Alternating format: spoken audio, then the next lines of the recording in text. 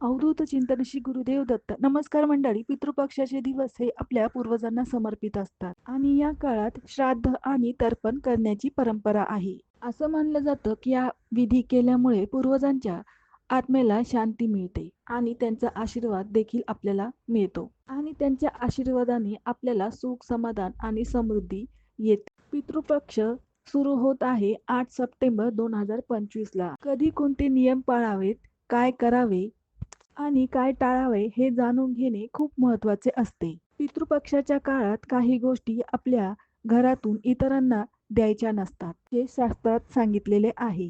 विशेषतः अशा 3 वस्तू आहेत, त्या आपण पितृपक्षामध्ये कोणालाही देऊ नये. त्यामुळे धनहानी होऊ शकते आणि लक्ष्मीची कृपा आपल्यावर खूप कमी होते आणि तसेच पितरांचा आशीर्वाद देखील आपल्याला हा मिळत नाही. कधी-कधी यामुळे पितृदोषही निर्माण होतो. या 3 गोष्टी कोणत्या आहेत हे जाणून घेण्यासाठी तुम्ही खाली दिलेल्या त्रिकोणावर क्लिक करा. श्री स्वामी समर्थ.